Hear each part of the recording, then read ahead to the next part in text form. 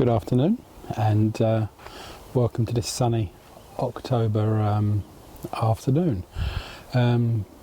Sorry it's been a little bit late with videos of late. I started, as you know, or well, you won't know actually, because I started that video and then I actually didn't complete it.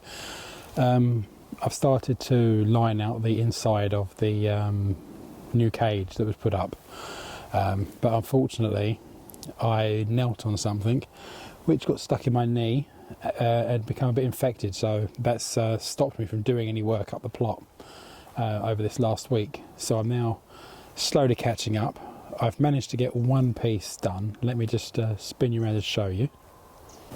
So yeah, as you can see on this bit here, I've put down one row of the matting. I've double layered it, which should hopefully keep anything from coming through it. And I've also, around the edges here, I've actually stapled all the way along.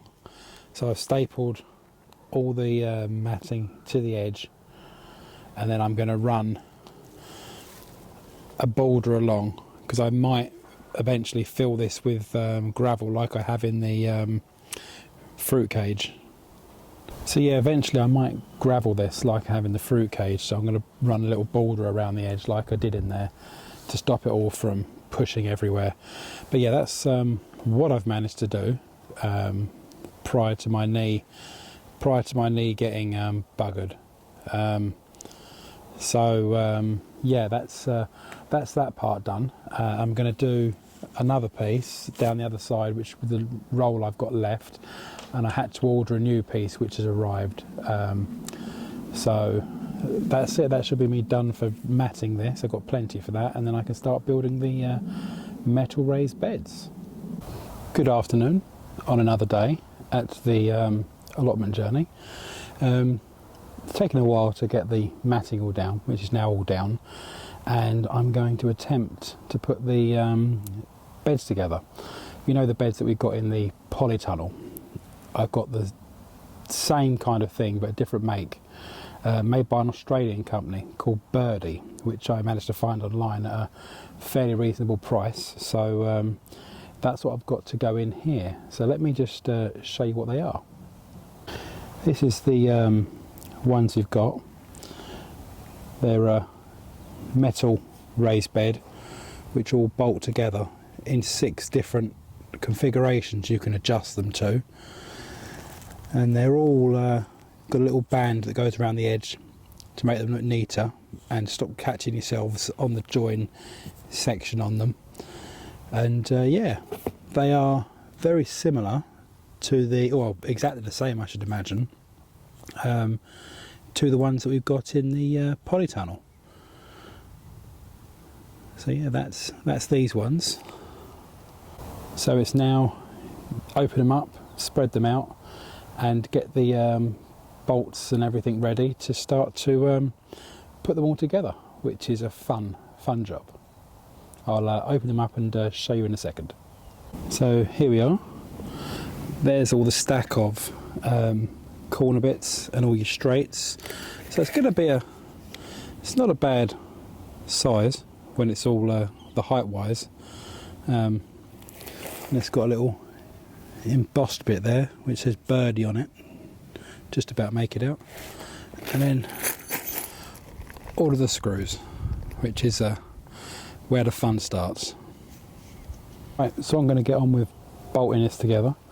Thankfully this tunnel is the same size width as the polytunnel, so I can copy the exact configuration from the polytunnel into here. So I just need to get on and get them built. So hopefully I'll get one built today, and then I can get on and get the rest built.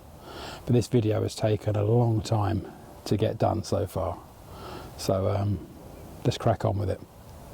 Well, there we go. That's that bed all put together. One down, another, oh, I don't know actually, thinking about it, because they're smaller than the ones that we got in the polytunnel. lost my words for a minute there. Smaller than the ones we've got in the polytunnel. They're not quite as long and as deep. So I think we'll end up maybe fitting more in here than I originally thought, which could be a blessing in disguise, because it means more growing space, but spread about over several beds as opposed to the same amount but in bigger beds.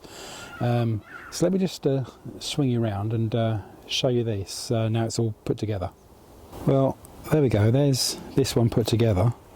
It's not as round, I don't think, as the ones in the polytunnel.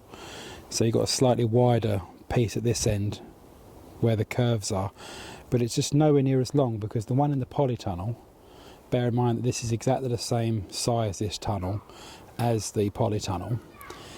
The one in the polytunnel actually extends slightly beyond this back section here where the other door would be, and this one fits in the middle of it. But I must admit, on the whole, it was a lot easier to put together. The screws were better on this than on the other ones. The black trim that goes around the edge was a lot easier to get on than on the other ones, and I love the colour. Really nice colour. And so there we go. That's one of the other shapes that you can do with it, which is quite handy, that you can do all these different layouts with it. 6 different types you can do. So that's one, and then that's obviously the longer, narrower version. So the idea is going to be, I'm going to have some of these longer, narrower ones all along the edges, and then I'm going to make this shape one to run through the middle. So yeah, and then I've got over here, we've got the plastic edge stripping that you just clip all the way along, which just finishes it off nicely, and it stops you from catching, because obviously you've got these little bits where it joins together and you can catch your hands on there. So yeah, that's all done and put together now. So yeah, it's all together. They do take a fair bit of time, so if you're ever planning on getting these, as great as they are, you just need to make sure you've got plenty of time to just sit there and do them. It's almost better when it's a nice sunny afternoon. But yeah, that's something to bear in mind. Plenty of time, and they're fiddly with putting all the nuts and bolts together and then going over them again to tighten them all up. But they're well worth it, and I think I got them, if you're in the UK, I got them from Robert Dyas.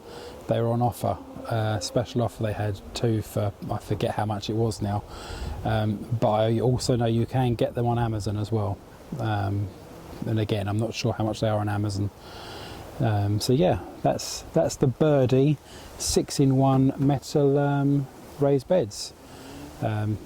I'm looking forward to getting the rest of them actually finished and put together and filled, so all these brassicas can be planted away, because the cabbages and the cauliflowers and the kale, they're all waiting to go in, but they're waiting on me to have the beds ready. Normally it's the other way around, where we're waiting for the plants, but this time they're waiting for me. So that's where we are with the new tunnel and putting all the bits together in here. So yeah, on the whole, really impressed with these.